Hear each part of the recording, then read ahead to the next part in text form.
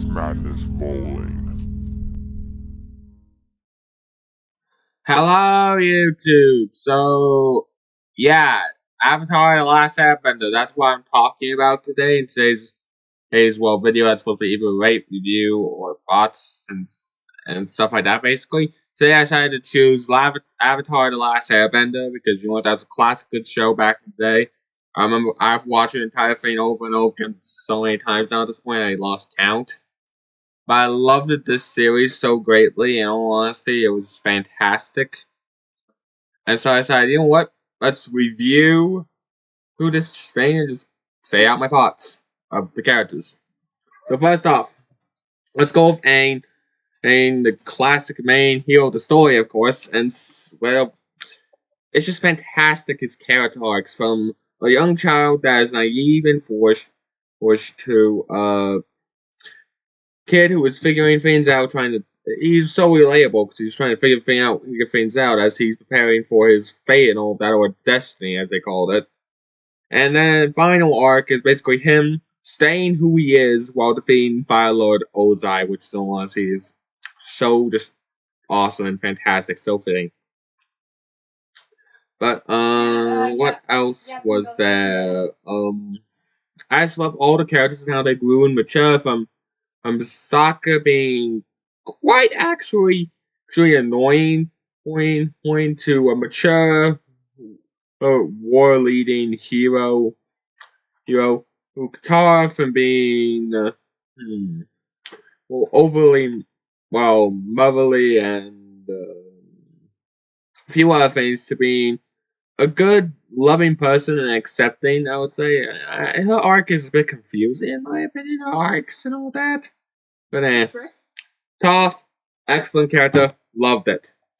Zuko, awesome. The relationship between her and Zula, in all honesty, is quite sad. I mean, the events and why did it have to be this way? You know what? I'm just gonna cut this down a bit and make it easier. But yeah, in all honesty, the relationship between Zuko and Zula, in my opinion, could have been differently handled. But yeah. And what else is there to say other than I enjoyed the show so much? It was excellently executed. I'm not going to talk about Legend of Korra because that thing deserves a thing of its own.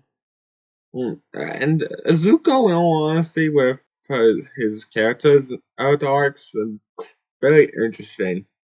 I'm not sure how to feel about his relationship with Zula, in all honesty. Because, as you all know, there was actually a plan for a fourth season. Where basically Azula is actually given a redemption arc. Everyone's been hearing about that thing, and apparently that was just supposed to happen. But in the book series, they're not. I don't know if they're doing the books or not. I don't know. I've heard there's books, in all honesty. But if that was intended to give Azula a redemption arc, I wasn't surprised, really. Really finally giving her a chance to probably sort out everything in her head. Honestly, I would have loved to see that. But so us, I would have. But then my father actually disagrees with me and says that it's fine the way it ended, and I apologize to my siblings always in the background. My father said she didn't really see that for Zula, and honestly glad they didn't do that actually. And I'm like, yeah, that's your opinion. As in, I like the idea of Azula getting a redemption arc because I can see how it makes sense because she's technically 14 years old. 14 for crying out loud. And she is that much of a psychopath? No. She's psychotic, but not on the level of her father, I would say, or she's close to it. But in all honesty, you can definitely see that she has mental issues, but not only that, could have a chance of redeeming herself, really. That's my opinion on it. And from, I don't know. There's just so much going on with Avatar that's like, it's awesome and lovable and all that. So yeah, I enjoy Avatar: The Last Airbender. It's an awesome thing. I love the whole series. Except Korra, that thing is a separate entity on its own. It's good on its own, but really connected to the Aang.